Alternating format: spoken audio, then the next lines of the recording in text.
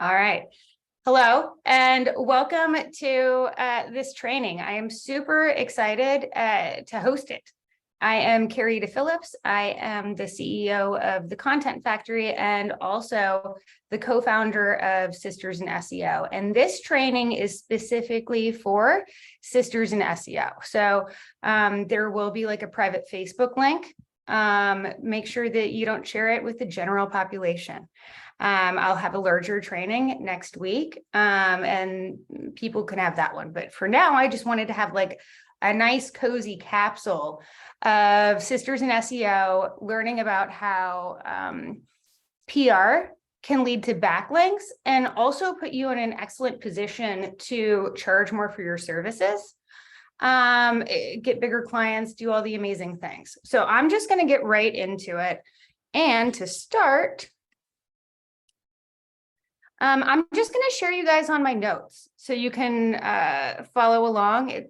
Shortly, I'll be sharing my screen with you as well. But for now, in the chat, here's a Google Doc that everyone should be able to see. And this is essentially like my notes for, I see that people are already jumping in. This is amazing. Cool. So I assume that it works. All of the links in here should work as well. If for whatever reason they don't, you just chat me here in the chat section, and I will make sure to get those links updated. So to start, why should you care about PR if you're into SEO? And like, I'll tell you why.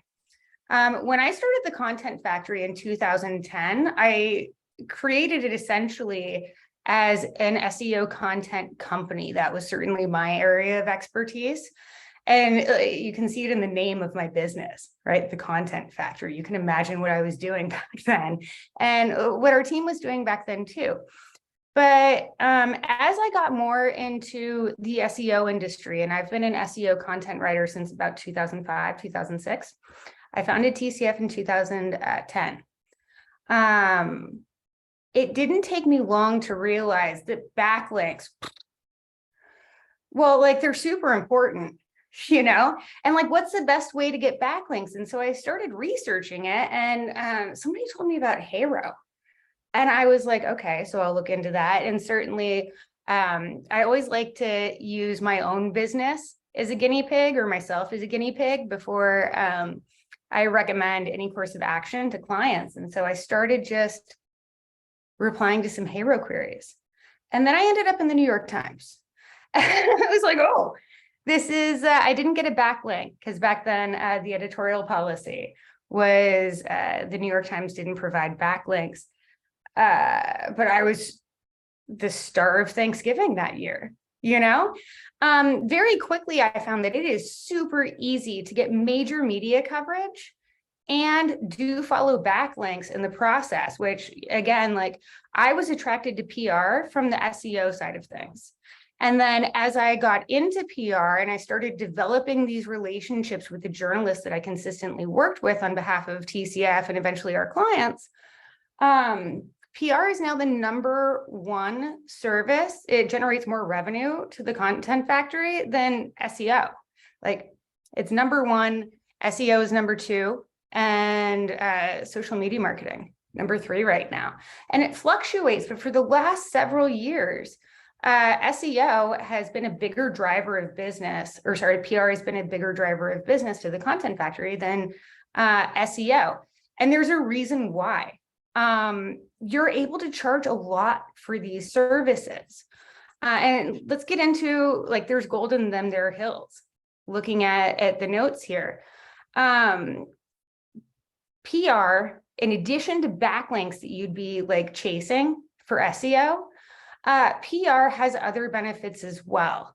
So #1, social proof, as featured in, you know, Glamour magazine called me a digital nomad role model. That's super cool.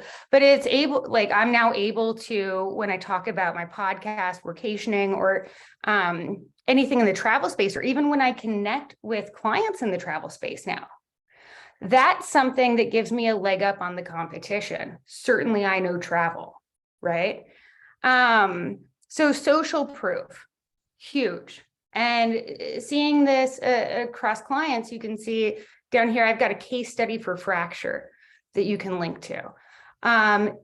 We averaged over $15 million per year in ad value equivalency, which is a KPI, key performance indicator, that you might not have heard of before, but it's like, it's huge in the PR space, and how it's calculated is, look at the amount of media coverage that you were able to get for a client. If you were to purchase the same amount of advertising space in those publications, what would it cost? Now, you want to multiply that by 3 because it's the industry standard. People tend to trust editorial content a lot more than advertising, right? So it makes sense. It's more valuable. It's like the publication is kind of lending its authority to you, which also transfers over to an improved domain authority on the SEO side of things. But the ad value equivalency gives you this like super awesome number that like really demonstrates your value. And they can see it in their Google Analytics too. So a lot of the media coverage, if it's highly targeted, it will directly translate to sales, which you can track if the client gives you access to that info, right? But the case study for fracture, you can check it out. I won't really get into too much of it, but I will say that the vast majority of that came from passive pitching techniques. And I pitched, or I mentioned HARO a lot, and I'll still just like refer to it as HARO. But what I'm really talking about when I'm talking about HARO are passive pitching techniques. And there are a variety of services that you can sign up for that will essentially give you, you know, the HARO-like experience. So Qwoted is one of them. And there is a free version of Qwoted, and there's a freemium version of Qwoted. There's also a freemium version of HARO, and we can get into that if we have time. But essentially, no matter whether you're dealing with Qwoted, Source Bottle, or soon we'll get into journalist Substacks, the process and technique is the same. And with the passive pitching, you're responding to a journalist's needs. A journalist is saying, hey, I need an expert in XYZ, or I need info about 1, 2, 3. You know what they're looking for, so you're able to step in with the right kind of pitch and messaging, and then what it translates to is media coverage and backlinks. So journalist Substacks, I will say, are a lot of journalists aren't even using HARO anymore. And so the reason why I wanted to address, like I'm referring to this, and I refer to like a Go Hearted HARO challenge later. It's not just about HARO. And in fact, if you're only on HARO, you're gonna have a hard time, because so many journalists have their own Substack subscriptions.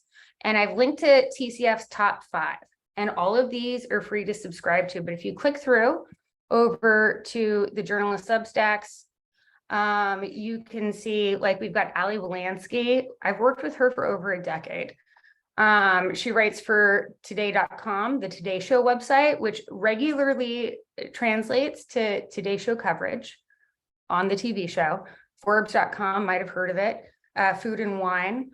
We have 4 other journalists here that I would recommend that you sign up for their Substacks, because these journalists are getting everything they need before even having to send out a HARO query.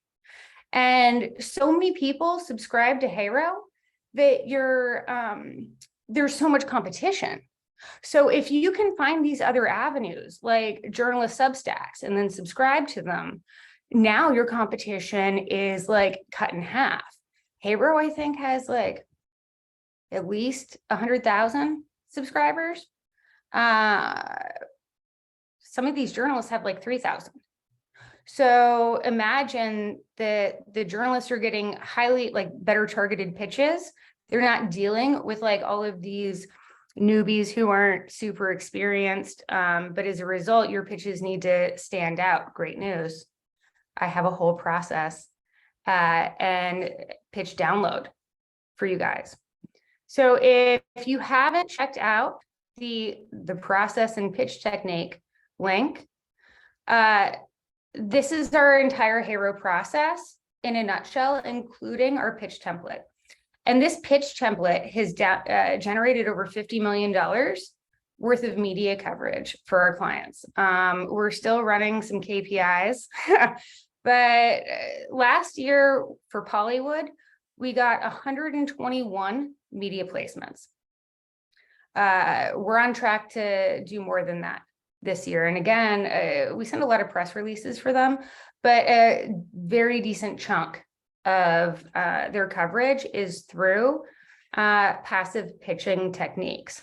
So if you can find out what the best source is for journalists sending queries, and again, Substacks are really where it's at. As I've talked to journalists over the years, I've heard more and more of them moving away, and a lot of the journalists that are included in our Substack list don't ever send out HARO queries. So I would certainly check that out. At this point, do we have any questions before I move on to like some higher level stuff? Did you find them in Substack by asking them or searching? We've worked with so many journalists over the years that like, as we send them pitches, they say, hey, join my Substack. And a lot of them are paid. So like, it might cost you like $6 to $9 a month for an individual journalist Substack. But depending on the journalist and depending on the field and their clients or what kind of backlinks you're chasing, that would be 1,000% worth of money, and I would highly recommend it. Do you have any other questions before I move on? Because I want to touch on next affiliate marketing. I'm not going to name names. I will maybe at some point. But a large percentage of the media outlets that you know and love as trusted news sources are requiring their freelance reporters who are working on things like gift guides or so like certainly best holiday gift guides or best gifts for dads or, you know, anything product centric. In order to be included in the articles for these 3-letter news networks, you have to have an affiliate platform. You have to be on an affiliate platform. So whether that's Amazon or whether that's Skimlinks or whether that's something else, but the two most popular are Amazon and Skimlinks. If you're representing a product company and you are not on one of those affiliate platforms to where as readers click on the article and they make a purchase, the news outlet gets a cut. If you're not on there, then you're not getting covered. It's like flat editorial policy, which is kind of scary. It also makes things easier to game if you know how to play the game. But the news lately has not been great on the journalist side of things. There have been a lot of layoffs very recently, but also over the last year or so. And when COVID hit, advertisers pulled out, everyone was being very conservative with their budgets. And so the media networks saw a pullback of dollars. How do they make up for that? Affiliate marketing, right? So if you are not on a platform, or if a company or brand that you represent are not on one of these affiliate platforms, understand that in the vast majority of cases, you're not going to be included for consideration, no matter how good the product is. It's kind of a sad state of affairs, but it is what it is. And it's something that we as PR people or backlink builders should know, so we can recommend that our clients take the next best steps, right? I'm seeing, oh, wow, I didn't know that about the affiliate link. Thanks for mentioning. Most of my clients were service-based attorneys, so not sure how that would work. great news. That's the next point in my notes here.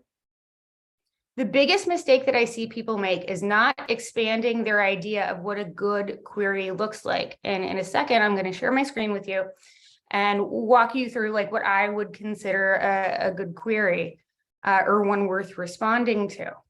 But like, if you're representing a mid to large size company, they probably have accounting and HR departments. And you know who usually do not have PR representation? HR people, you know, the accounting department usually doesn't have a PR team, but if you're looking for backlinks and authority building, and your HR person is quoted in Forbes, that's a Forbes do follow backlink straight to the website, leveraging somebody else's expertise at the company. So you might, like, depending on who your point of contact would be, maybe it's a marketing manager, or maybe it's like the CEO directly, understanding the internal resources that your clients have so that you can leverage them to get more backlinks via HARO responses. And again, like the HR space, super wide open. Make friends with the HR department and you can stay in backlinks and add value equivalency, and it'll help improve your client's domain authority over time. Plus, give them, again, great bragging rights as featured in, right? Entrepreneurial expertise or just experience in general. If you're responding to HARO queries for yourself or your clients, it helps to understand the breadth of queries that are actually relevant to you, because it's probably more than you think about. So than you would think. So I'm going to share my screen right now. And let's just roll through some HARO queries. Before I do that, does anybody have any questions? No? Okay, we can save it for the Q&A later. All right, let me share my screen.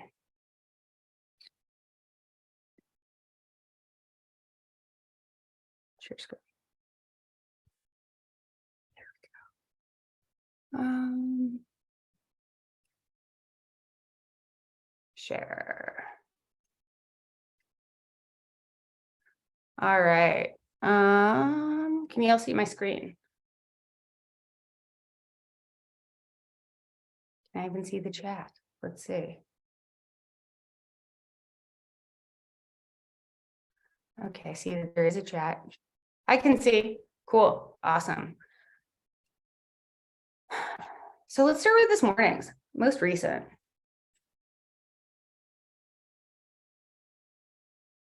Where are you? Load. It's coming. I see I've got some Q&As while the beast is working. Do you find that Substacks help develop relationships with the journos? Certainly, because it's like you're already in their inner circle, right? And a huge part of PR is relationship building. So like your job doesn't just end with getting like sending a pitch, getting media coverage, and then notifying the client that like, hey, you've got this sick backlink over at Forbes. That in a way, that's like half of the work, because then you want to make sure that you're connecting with the journalist on all social platforms. Maybe not Facebook. If they have a public page, you can do that, but certainly on Twitter and on LinkedIn, those tend to be the two biggest platforms that journalists consistently hang out. So connect with them, share the article. Hey, thanks, it was so great working with you on this. If it's a gift guide and you're in great company, then mention that you're in great company and tag the other complementary non-competing businesses that are in, or experts that are in that article, because then they're going to connect with you. And they're also going to like retweet, like it, provide more engagement. So there's a lot of opportunities in exit pages. Okay. Let's reload. There's a lot of opportunities and like seeing the ball fully across the finish line. And the finish line, it's the 50-yard line. Once the placement goes live, essentially, you've got a lot more work to do. And if the placement is evergreen, then why is this not working? If the placement is evergreen, then you should be promoting it like at least once a month, tagging again appropriately. That shows the journalist that you're kind of playing the game with them. And what I mean by the game is that journalists are held accountable to the same kind of metrics that we are, essentially. How many eyes are getting on their articles? How many social shares do their articles generate? And that's something that, believe me, their bosses are looking at. And if the journalists aren't hitting decent metrics, they're not going to stay at that outlet for very long. So whatever we can do as PR people, or like grateful recipients of the backlinks that the journalists have provided, whatever we can do to continually promote, again, that evergreen content, the journalists are going to be like, well, I know that this person consistently promotes my stuff. I know that they give me great content. I've worked with them in the past. Sure, that it gives you, I guess, not more credibility, but in my experience, it's like, that's the reason why we build these relationships with journalists, because they know that not only do we provide the expertise and information that they need to finish their articles and move on to the next one, but also we're real partners to them as we promote the content on an ongoing basis. I am so sorry. I don't know why this is not working.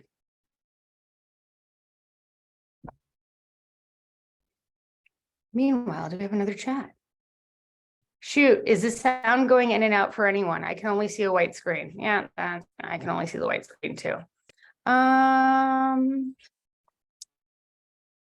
Let me see. Nicole, can you do me a favor and chat me the Kari's HAROs? Actually, I think I can just pull it up. HAROs for Kari. All right. So I don't go through the 300 HAROs that come through every day. And like, when you consider all of the other sources, it's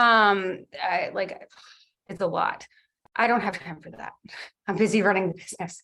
So here are some examples of the HARO queries that members of my team have pulled for me, and where it came from.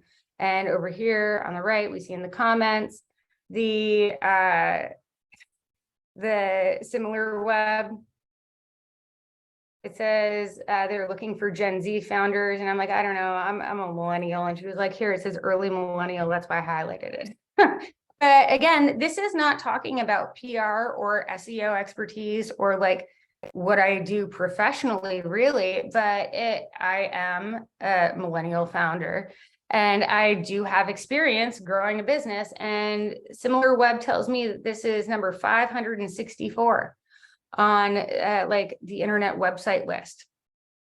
Worth going for that backlink. Right here we have Newsbreak, and this is publicity. Does it work in today's world of content overload? Yes, totally does. In fact, it's more important than ever. I make some notes, and somebody on my team, well, Nicole, ghostwrites that pitch for me, sends it in and manages that whole process. So this is kind of like a more behind the scenes look than I had planned to provide, but I'm glad that I can show you. This is how we curate. This is like the finished result of what curated pitches look like as we send, or curated queries look like as we send them to clients. So we go through all of the HAROs, the Qwoteds, the Substacks, and then we start putting together like, here are the best opportunities that you might be able to speak on, get some backlinks for. And then, you write that pitch, send it in. I have found that I like to manage that process for clients as much as possible. a lot of clients don't have like, you get working with them for a while and you're able to pretty much like fully ghostwrite their queries and provide journalists what they're looking for. The clients approve that and approve each pitch before you send it out. Obviously, we want to make sure that we're getting final approval before you're being quoted in CNBC or something. You want to make sure that you're putting good words in their mouth and that they approve it before they go out. But this really streamlines the process. And so if you can get your clients to start just providing notes or bullet points that you can flesh out full responses to, you'll be able to turn out more queries, get more placements, and then have more wonderful things to rave about when it comes to your monthly reports or annual reports. Okay, so I'm going to stop sharing my screen. Now we're on to finding placements, because the reality of the situation is journalists don't know when placements go live. Their editors don't tell them. I would say in 95% of cases, the journalist is never going to reply to your pitch email and say, congrats, I used your quote and here's where you can find the link, right? They don't know. So monitoring is actually like, I'm not going to call it the bane of my team's existence, but it's like nobody's having a good time on the monitoring front. And no matter like what kind of tools you have, it doesn't matter. Like, each of them are kind of useful, but you need all of them to package the whole. So for example, we're on Meltwater right now. We're looking at Muckrack. We're comparing them, and depending on the demos next week, we might switch. But Meltwater provides the add value equivalency information, which like is super handy because then you don't have to calculate it yourself. And it provides some charts that they look okay. But that add value equivalency is a KPI that is hyper relevant, and clients, especially marketing managers who are savvier, they're expecting to have that information. So that's good that it provides that. It also provides some degree of media monitoring. Google Alerts also provides some degree of media monitoring. BuzzSumo has been a huge favorite of mine. We've loved BuzzSumo for years and years at the Content Factory. Wrote them a testimonial, and they still just do a mostly okay job. So how do you find these media queries once they go live? You've got to Google, and you've got to Google like at least once a week and look back on the last week. But I would recommend, I mean, my team does it every single day, and we're constantly shocked, shocked by what Google pulls up that our fancy media monitoring tools have not. And sometimes the media monitoring tools beat them to the punch, beat Google, or like Bing, surprisingly useful. And it's worth noting that as you're searching for these placements in Google and Bing, and throw DuckDuckGo in there, why not get after it, right? Make sure that you're opening these in incognito windows in Chrome, so that your personal search results are not being filtered in like what you're seeing. You would be surprised if you've been grinding it out on HARO and you felt pretty good about some pitches. Do you know what I mean? If you've been grinding it out and you don't think that you've gotten media coverage, I would highly recommend that you do some hardcore Google and Bing and old-fashioned just searching. And I think you'll find some hits that you didn't know that you had, which is a shame, because then you probably didn't report on that to your clients, which means that, you know, they don't know all of the awesome value that you're providing. So that's like number one is people don't respond to enough HARO queries, I would say. Number two, the number two issue is they're not finding them once they get they're not finding the hits once they land them.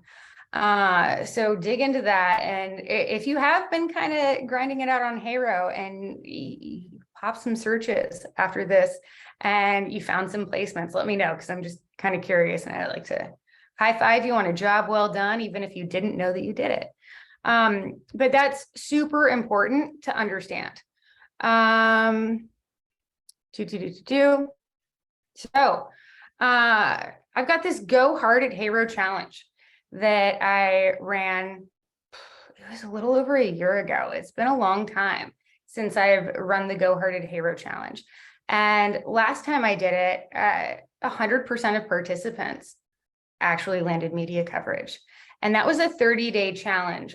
So I'm going to do it again in January this year. I will be doing the challenge with y'all or along with whoever signs up. And we're going to put together some really cool case studies. I ran just like internally. This was Kari's personal Go Hard at HARO. Hard at HARO, 30 days. Content back. So when I just casually did this, and believe me when I say that it was like pretty casual, I was not catching every opportunity. I ended up with, it was like 11 backlinks and 7 placements, including, Success Magazine. Pretty cool. So here, I'll drop in the chat that case study. So essentially what we're doing is recreating this again, leading into the new year, getting some media coverage for yourself or for your clients, and maybe even adding a layer of services to what you currently provide. So maybe you offer backlink building, but if you're getting all of this media coverage and you're only billing for backlink building, you're leaving a lot of money on the table. So instead of positioning this type of service as backlink building, although certainly that's a component of it, I would position it as PR. And you can make more money for PR than you can for backlink building, in my experience. On average, TCF's PR clients spend $10,000 a month. And these are annual, like, retainer projects. They pay $10,000 a month in advance, or they pay quarterly in advance and reap the benefits of a 2.5% discount. Whatever works for them works for me, you know?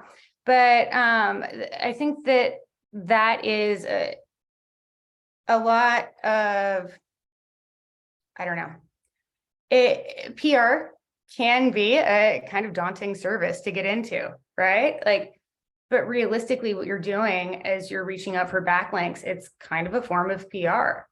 Are you pitching guest blog posts? Like, again, that's kind of a form of PR. So elevating it, elevating your services, elevating your skill set, and then elevating your results, kind of using the same techniques that you've maybe already dipped your toes in the water of, can, do great things for you. I think that's all that I have. If you want to check out the Go Hard at HARO challenge, the link is right here in the notes. You can see the media coverage that people got last time in 30 days. Another thing that's worth noting is that it takes on average, 4 to 6 weeks from the time that you send a pitch to the time that it actually results in media coverage that you're able to find, assuming you find it in time, right? Set those Google Calendar alerts to remind yourself to get your Google and Bing on, because again, you can't claim it if you don't find it, and the journalists aren't going to tell you. And they're probably not, the outlet's probably not going to tag you in the social media promotion when they promote it.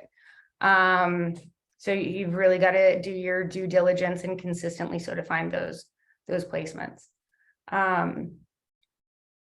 So 4 to 6 weeks from pitch to placement.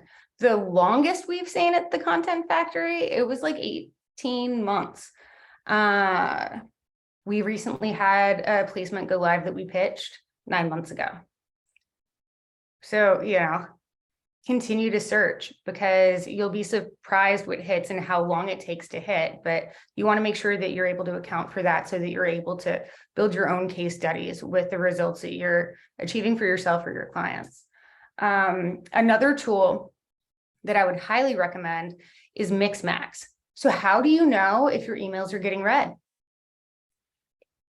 For $6 a month, you can sign up for a tool called Mixmax, and it will tell you who opened your email, how many times. So if you see a journalist who's opened your email, your pitch 3 times, that's a really good indication that they're interested in what you had to say, to the point where they had to reference it multiple times. Well, be on the lookout for that journalist's name, because I mean, some clients have more popular names than others. And sometimes, like, so we ran PR, social media, and SEO for Astroglide for 5 years. And as you can imagine, not every mention of Astroglide was generated by us. There was a lot of what I'll call user-generated content for that particular brand. But if you know that the journalist has opened the email 3 times and you know their name because you pitched them, search for the brand name and that journalist and just add that into your kind of rotation until you see you see the results. Or you can also follow up with the journalist, but they typically hate that.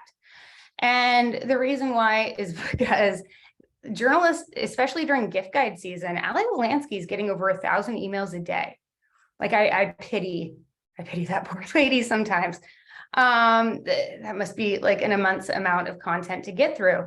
So you might imagine that she's a little frustrated when like a relentless backlink builder kind of spams her inbox with, hey, this is my 5th follow-up. Do you know when this is going to go live? Is my client going to be in that article? I know I sent you that pitch. You opened it 3 times. Like, if she's not, don't do that. They don't have time for it. If you're kind of operating at the level where you're pitching these bigger outlets, understand that you should also be operating at the level where you're hardcore digging into the Google searches to find your own placements. Because if you bother the journalists, they'll blacklist you. And I would not recommend that experience for anyone. I live in fear of that, quite frankly. Okay. So does anybody have any questions? I know we have some questions that have been submitted. Let me go to those. Okay. Who was your favorite person that you or your team ghost wrote for? If you can answer. I wish I could answer because we just did it. Like this week, just did it. And it is the biggest person that I've ever, me or anyone on my team has ever ghostwritten for. For sure, you know the name. And what I'll say is it's a blonde lady who I'd love to hang out with. But that was very exciting. And the problem with like ghostwriting and like some of the coolest stuff I've done in my career, I can't talk about. Like, we know internally, and sometimes you tell your spouse, maybe, or your partner, but yeah. Adventures in PR, there are a lot of them. And yeah, I'll leave it at that. Of all the tools that you use, what are 2 or 3 that you consider absolutely essential? Again, the good old-fashioned Google search, and bang. I love SEMrush. I love Answer the Public. I think Answer the Public it's just so easy to use, and it gives me so many great ideas when it comes to like keyword research. That's not a PR tool though. My favorite PR tools, Mixmax. I mean, you have to know who's opening your emails. And by the way, like, even if you're not in PR, I would highly recommend Mixmax, because you know who's never going to be able to BS you again is a client who's like, oh, I didn't get that email. I was like, really? Because you opened it like 15 times. I usually don't tell them that I'm tracking that, but like, I know. And then, I can kind of respond accordingly or follow up accordingly. Like, I can see if they genuinely didn't see it and then bump it back up. Conversely, there's a tool called, it's a plugin, Ugly Email, UGLY email. And what that does is it puts a little eyeball in your inbox next to each email that's using similar traffic tracking services. So like not only can you track emails, but you're able to see which emails are being tracked. And then you can like open that email or not accordingly, depending on how you feel that day. Okay, how exactly do you find journalist Substacks? What are some good search terms? I haven't actually Googled this. I should probably create a master list actually, because we have, I know we put together like the top 5, but we've got at least 20, 25, could be 50. I'm not sure. I'd have to check with the team. I just like asked for the top 5, and then we're working on compiling a shareable version of our doc. But we found them again just through pitching them. So like we'd send them a pitch and they'd be like, hey, they've got an email signature that includes their Substack, which we watch for. Or they'll tell you, hey, have you signed up for my Substack yet? No, here's the link. Cool, let's do that. Do we have any other questions? I think I've explained the Substack thing. I would have to search it. I'm sure that somebody is on that, but if not, I could probably get on it pretty quickly. Mix Max would satisfy my stalker side so hard. Yeah, I mean, like it's kind of creepy, but it's useful. So, I mean, highly recommended. Okay, I've got some questions that people have submitted who couldn't attend live. So, how quickly does a HARO request need to be responded to? Oh, that's great, because I haven't covered this. Immediately. There is a huge first mover advantage to responding to a HARO query. And once I explain it, you'll understand it and know it forever. So imagine that you're a busy journalist like Walansky getting 1,000 pitches a day in her inbox from here until, the end of the holiday season. Don't you just want to finish your article and move on? So if she's looking for like the top 5 restaurants in New York City that are, doing XYZ for New Year's Eve, she's probably going to go with the first 5 good responses that she gets, so that she can close out that article and move on to the next one, because she is a very busy person who has a lot of other assignments to get to. So again, closing it out, moving on. And in fact, Walansky specifically has complained about people who have like followed up with her once an article has gone live. In fact, this just hit in one of her recent Substacks. And she was just like, no, I cannot update this article to include your client. It's off of my radar. I would then have to reach out to my editor. Like, no, the article is finished. So understand that you're racing a bunch of other people to be the first best good response, right?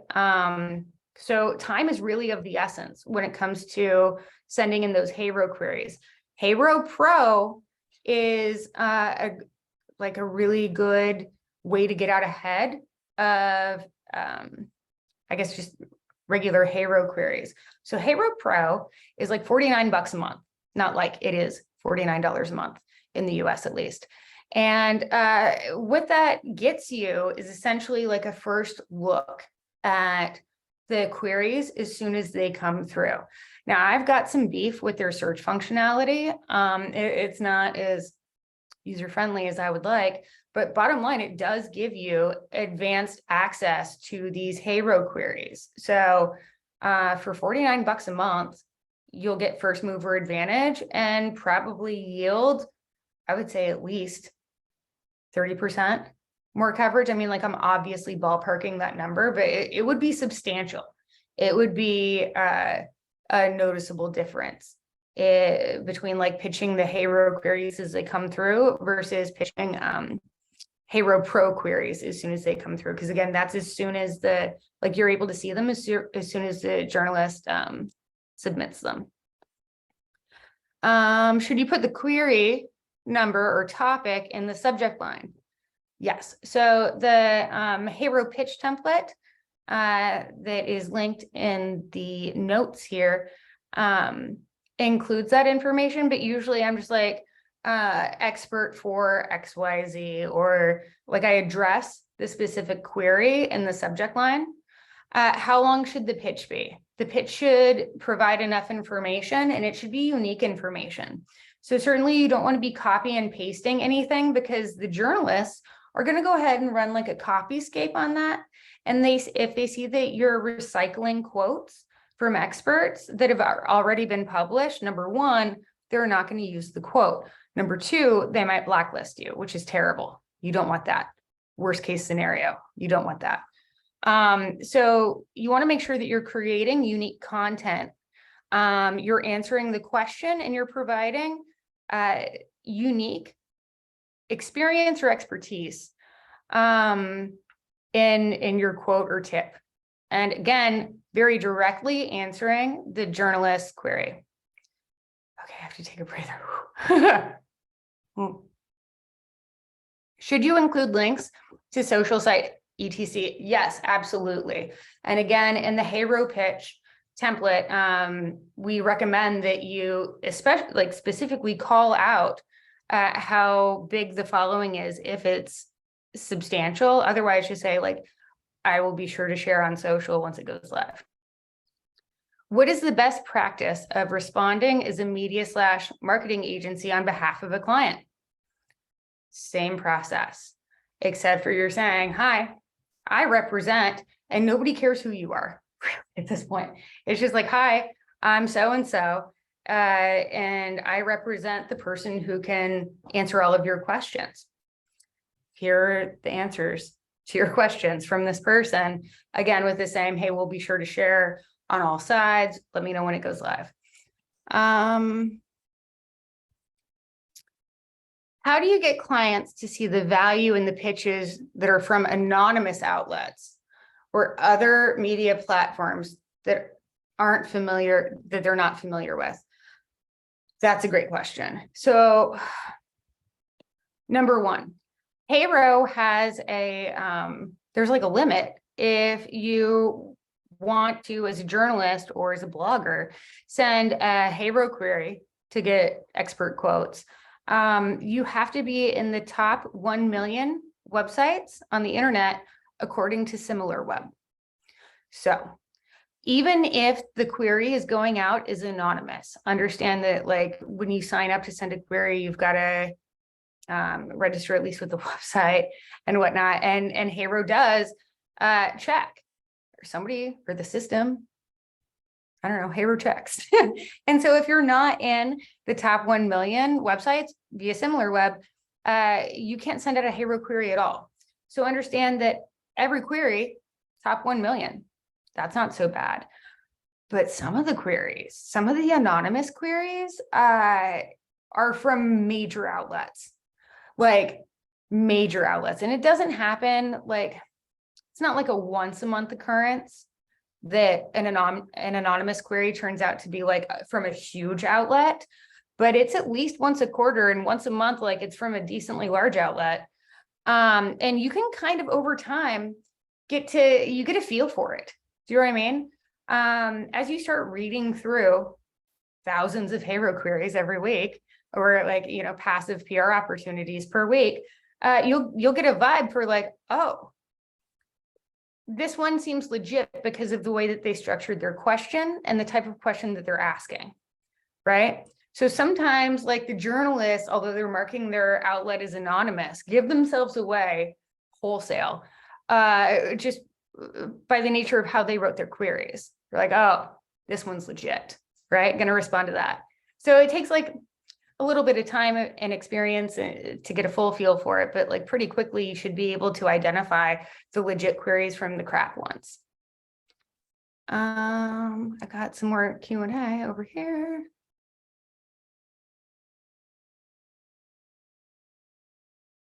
Can you show us an example of a Substack? Sure. Give me 1 second.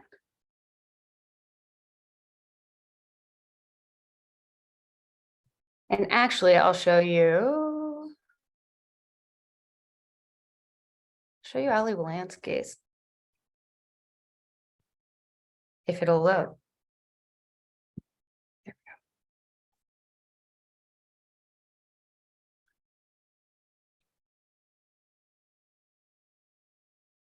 Okay, so this is her free Substack. We also subscribe to her paid one, but like she's not gonna have any problem with me sharing her free one. Share screen.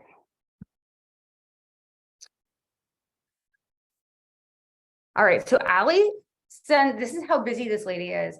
I've got so much respect for her hustle. Like, I don't even know how she does it, because she writes for the top outlets and must crank out like 15 articles per week. So this is what it looks like. Let me blow up my screen. So there's a lot going on. Good morning. She did cooking demo. 5 stories have gone live since yesterday morning's email. So 5 of her stories went live in one day, including a holiday gift guide, an update of a Black Friday piece, and the usual daily fun food news things.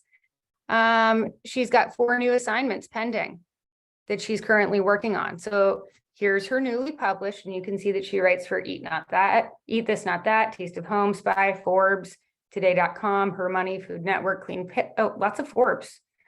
Allie's been busy at Forbes. And some stuff at the Food Network. So here's what she's working on now. Can you freeze sour cream for Southern Living? So if you represent a restaurant, there are so many PR opportunities. If you can get a chef who can send you high-res images, you can just stay in major media outlets with answers to like, can you freeze sour cream? Can you freeze cheesecake? The best Mediterranean diet recipes. Her Money, gift roundup, budgeting for Black Friday. So again, like tap that accounting department. Forbes, we've got, if you represent a celebrity chef, Thanksgiving inspired cocktails. If I represented a bar, I'd be like, somebody needs to create some sort of Thanksgiving cocktail and take me a very nice photo so that I can send it on to my friend Allie and hopefully get you some media coverage in Forbes for your restaurant. How about that? We can print it out and then put it on your wall. Everyone's going to love it, right? It's like not that hard to land in Forbes, as it turns out. I've been in Forbes several times, and we've landed, I think the last 3 or 4 new clients that we've had, we've gotten them all full Forbes profile pieces. And they're from different reporters. I think maybe Forbes is just investing more in its journalists and some other outlets. They're cranking out a lot of like new content lately. So that is the example of the Substack. I will stop sharing my screen. Stop sharing.